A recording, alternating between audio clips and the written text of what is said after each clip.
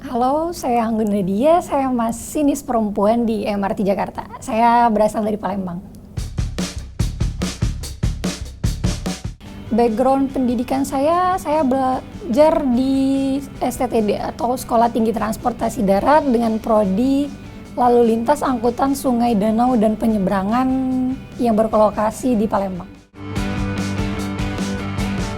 Saya bertugas di MRT Jakarta tahun 2019, berarti hampir 2 tahunan berarti Mbak. Ya, hampir 2 tahun.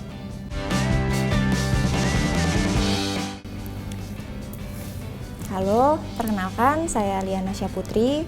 Saya merupakan salah satu dari 12 masinis perempuan yang ada di MRT Jakarta. Background pendidikan saya merupakan lulusan dari Sekolah Tinggi Transportasi Darat untuk jurusan Diploma 3 Lalu Lintas Angkutan Sungai, Danau, dan Penyeberangan yang berlokasi di Palembang, Sumatera Selatan. Saya bertugas di MRT terhitung sejak 1 Oktober 2019.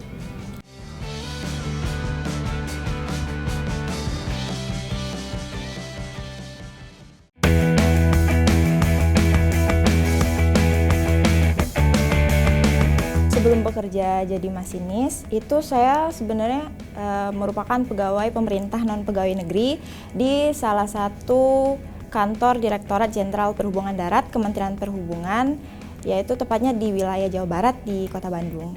Pekerjaan saya sebelum masinis itu saya tamat 2017 dan 2 tahunan kurang lebih ya. Sebagai staf di salah satu balai transportasi darat Kementerian Perhubungan, lokasinya di Palembang. Saya bekerja sebagai seorang sekretaris dari kepala balai. Jadi lebih tepatnya kerja kantoran gitu loh Mbak.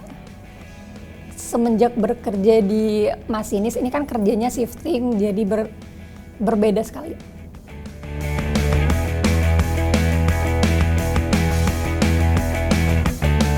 Soalnya ada perekrutan masinis di MRT Jakarta, dan di situ saya dapat info dari teman saya. Dan saya mencoba, karena kan masinis perempuan kan pada umumnya nggak ada ya, jadi kenapa tidak saya coba.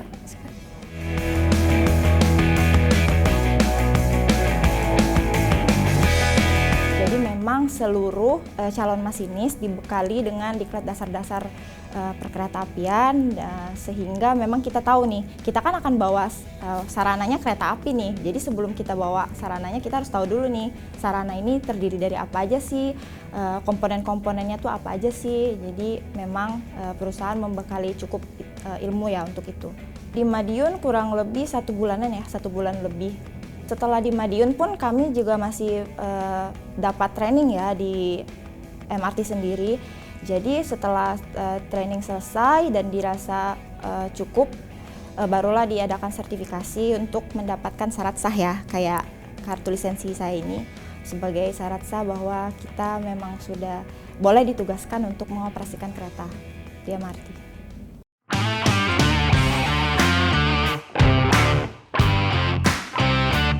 Persiapan sebelum bertugas ya pastinya kita harus istirahat yang cukup ya.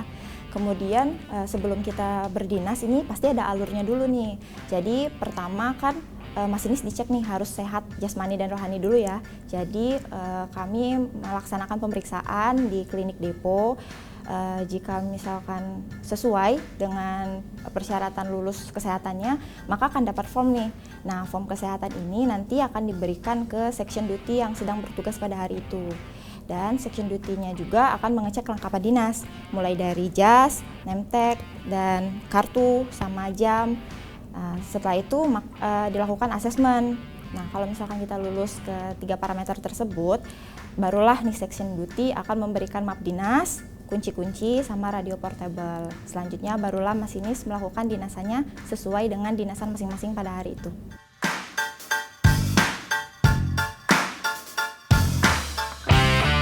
Jadi kalau di MRT Jakarta memang keretanya itu semi otomatis, tapi bukan berarti kita cuman hanya duduk tok gitu lah. Karena kan stigma orang pada umumnya terkait masinis MRT itu cuma bisa duduk terus buka tutup pintu aja. Memang benar kita duduk, tapi resikonya harus memastikan kondisi operasi itu berjalan dari status stasiun sampai stasiun akhir itu harus berjalan dengan lancar. Karena kan itu sistem, meskipun sudah otomatis, tapi kalau misal ada kejadian darurat, itu harus diambil alih sama masinis secara manual. Soalnya saya sudah sering terjadi ada kegagalan sistem dan OCC lebih tepatnya atau petugas controller memastikan bahwa kondisi kereta tidak bisa dibawa otomatis. Jadi saya ambil alih untuk manual untuk membawa kereta ke stasiun berikutnya. Jadi stigma bahwa masinis MRT itu hanya buka tutup pintu itu benar, dan di sini bakal saya lihatkan bahwa pintu tertutup itu hanya dilakukan oleh masinis, bukan oleh sistem. Namun saat terbuka ini dibuka oleh sistem. Dan ini namanya rolling stock cylinder atau RSD. Sedangkan di sini adalah PSD, passenger saloon door. Jadi setiap stasiun itu kurang lebih 30 sampai 50 detik pintu akan terbuka, dan di situ masinis bekerja untuk melihat kondisi penumpang bahwa apakah sedang ramai atau sepi. Karena kalau sedang ramai, masinis pasti akan lebih melihat dan mencari waktu yang tepat untuk menutup pintu supaya penumpang tidak terjepit. Jadi seperti itu.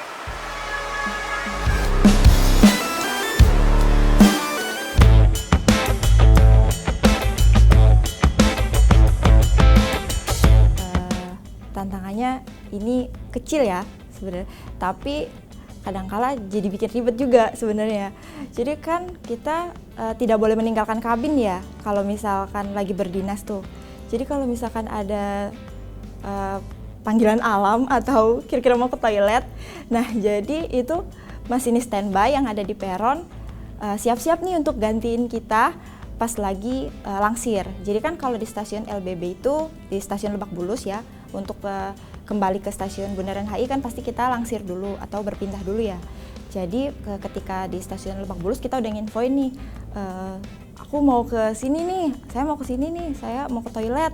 Jadi masinis standby udah siap nih buat gantiin ngelangsirin. Jadi adanya masinis standby juga sebenarnya untuk mengatasi hal-hal yang tersebut sih, hal-hal yang tak terduga yang kadang-kadang terjadi di kalangan masinis.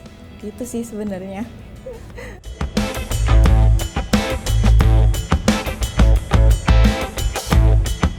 Untuk jam kerjanya itu dari 00 sampai 00 lagi, dan pembagian pekerjaannya itu atau jadwal itu ada 3.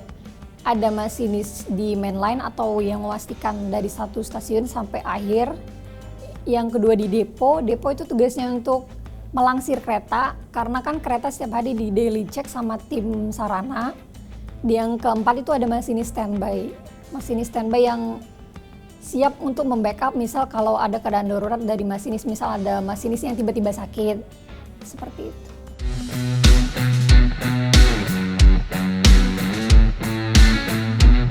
Untuk jumlah masinis saat ini yang ada di MRT itu ada 64 ya, dengan 12 masinis perempuan dan sisanya itu masinis laki-laki semua.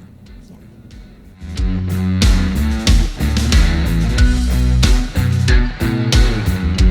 Perbedaan masinis perempuan dan laki-laki itu sebenarnya sama aja, karena jam kerja terus shiftingnya itu semua sama, dari pagi sampai ketemu pagi lagi itu tetap sama semua. Namun ada yang membedakan itu ketika ada masinis perempuan sedang hamil. Karena kalau sedang hamil itu kan kondisi badan perempuan nggak semua sama, ada yang fit, ada yang enggak. Jadi ada peraturan kalau masinis perempuan sudah hamil itu dipekerjakan di kantor. Dan untuk membackupnya masih ada masinis yang standby. Dan juga setelah melahirkan kita nantinya tetap di training kembali, terus bisa lanjut lagi untuk berdinas. Seperti itu.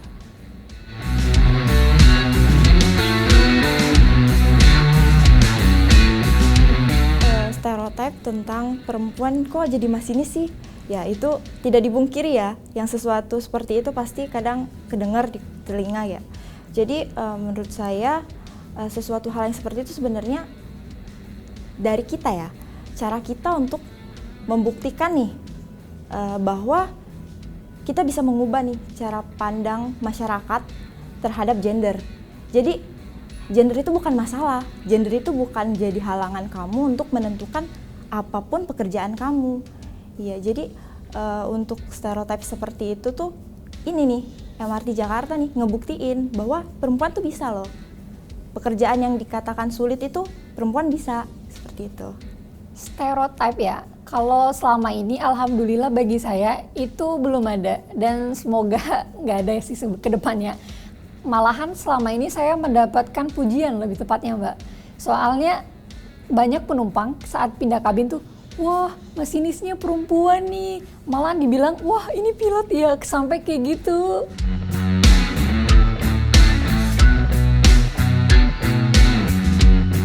Sebenarnya sebagai masinis pun itu sudah menjadi hal yang tidak mungkin saya akan lupakan. Bahkan mungkin suatu saat nanti saya bakal cerita sama anak cucu saya bahwa nih saya udah pernah bawa kereta. Jadi bagi saya menjadi seorang masinis perempuan itu udah menjadi hal yang tidak bakal saya lupakan, Mbak.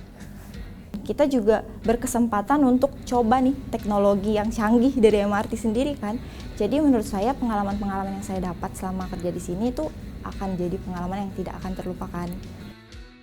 Just do it and do the best. Karena apapun yang kita impikan, kalau kita tidak mampu melakukan, itu bakal hanya sebuah mimpi. Jika kamu mendapatkan kesempatan, disitulah tempat kamu untuk berkembang.